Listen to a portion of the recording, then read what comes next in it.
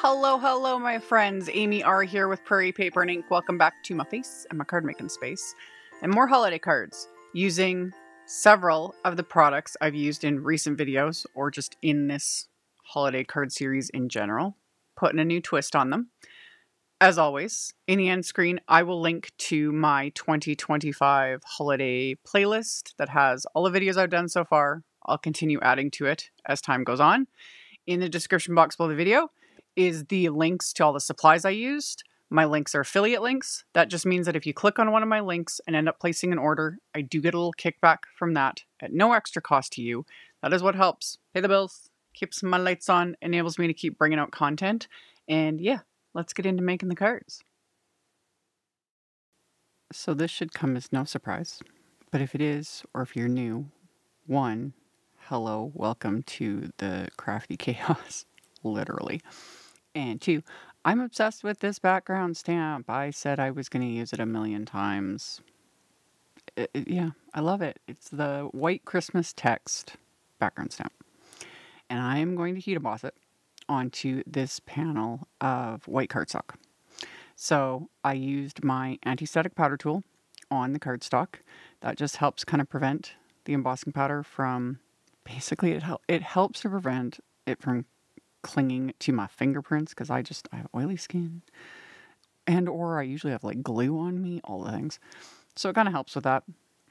I'm also not worried about perfection. I work a lot if I want the background to be really crisp, you know, depending on what I'm creating. I will go like really hard with the anti-static powder tool and try a lot harder to barely even touch the cardstock. It's also why sometimes you see me, it almost looks like I have little claw hands. It's because I'm trying to just use almost like my fingernails to, you know, press down the cardstock, things like that, to avoid touching it as much as possible. But again, most of the time, it doesn't matter. It just isn't a big deal. But there are times where the background needs to be a little nicer if it's the focus or whatever. But for this, I stamped it with clear embossing ink, coated it with white embossing powder, melted it with my heat tool. And then I am blending 3 different shades of Simon Says Stamp's Pawsitively saturated inks, heavy-handed, because I just want, you know, nice deep color. And I'm just using blending brushes. I super spread this up in editing. I'm not doing anything exciting here, just some blending. And for the 3 colors, I started with Ocean, then I used Royal, and then Night. So just like a deep aqua shade. Royal is a very like true blue, and then Night is more of a navy. And the blend doesn't need to be perfect, but because one, these inks, you know, they smooth out a bit, they dry back and soften a bit, but also we're gonna add things on top. There's of course gonna be splatter. So when I was done blending, heat emboss things resist the ink, so I just wipe the background with a cloth, and that picks up any ink that's still sitting on top of the embossed like lettering. Then I trim this down a bit with my paper trimmer. It was bugging me. Once I was done the blending, I could tell like the text was slightly skewed. So I trimmed it to even that out so that it was straight. And then I cut this panel in half. So I've got 2 panels now. And then I ran them through with the Snowflake Burst Pinpoint Plate Wafer Die, which I've used in several recent videos. This is really hard to show on camera and in the photos. You can see it in real life. It's there, but this is something you could kind of skip. But it's there. See right there. You can see it now. Love it. Love it. I love the detail of this. It's so simple. But again, really hard to show on camera with a background like this. But that is what it is. So I trimmed it down a bit more. I tore the bottoms. And because the cardstock was white and ink blended on top, it exposed that little white, you know, core of the cardstock. So it just gives it a little extra something. And I always laugh when I do tear cardstock. I don't do it very often anymore, but that used to be like the thing we did, you know, 20 years ago when, you know, when I was a newer baby card maker before we had the millions of supplies we have now. And that was what we had. We didn't have wafer dies. Like you tore the cardstock to show some like texture. Anyway. Onto a piece of white cardstock. I stamped a sentiment from the Label Slides Christmas stamp set. And I stamped it with that night ink, that royal or that navy shade of ink. And I just did it with an acrylic block. I was feeling confident. You know, it doesn't happen very often. So, and I managed to stamp it straight twice. So, wonderful. But you can totally use a stamp positioner for that. And you could die cut it instead, you know, with like a sentiment label wafer die, that sort of a thing. But I managed to stamp it straight and trim it. Unlike a recent video where I was like struggling with everything possible, this was one of those times where everything was just working. It's weird, you know, where it's like, wow, I stamped it straight in the first try and then I did it a second time and, you know, things were coming together. Like, it's like, what is this? And trust, I'm now like suspicious. The next time I go to make something, which will be in 10 minutes, whatever, I'm going to knock something over with my elbow, you know, is what it is. Anyway, back to what I was doing. I used the little Frosty Tree Trio wafer die set and I die cut it from some of Altenews Moonstone glitter cardstock. Love. And I also die cut it from the white cardstock. And as you saw, I adhered them and staggered the white cardstock a little lower just to give it that little extra something. So it gives it the extra strength having the two layers glued together, but it also just gives it that little, almost like a drop shadow in a sense, or in this case, it makes it almost look like snow on the edges of it. So I did all that, set those aside.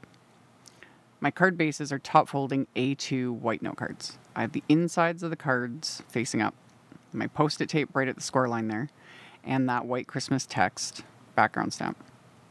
And I'm inking this up with the lighter shades in these trios of inks. So I'm using Seafoam, Marine, and Sky. Was it Sky? Yes, Sky ink.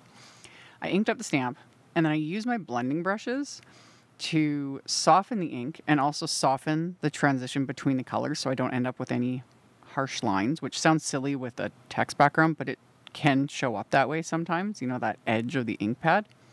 So the blending brushes just soften that, but it also takes away a bit of the ink on the background stamp before I stamp it, because this is going on the inside of the card, so I don't want like solid, intense color. I want it a little more faded, you know, just a little soft, so that it's easy to write over with a ballpoint pen and not have, you know, it be all weird looking and confusing. That's why I go lighter inks, using the brush, blending it out a bit, and then stamping it. And the post-it tape at the score line there just keeps any ink from going past the score line, keeps everything looking a little cleaner. And once I did that and then cleaned everything up, I also stamped another sentiment from that Label Slides Christmas set. So I lined that up, and I'm going to stamp that with the night ink, like the navy shade, onto the inside of these cards. And that's going to finish off the insides. So once I had those stamped and the insides are now done, for my like main focus on the card, the panel that I heat embossed and ink blended and ran through with the pierced snowflake plate, I grabbed some baker's twine from my stash, and I'm going to wrap this around sort of the top of this panel and then reverse tweezers for the win. I have sped this up in editing like I tend to do with these videos.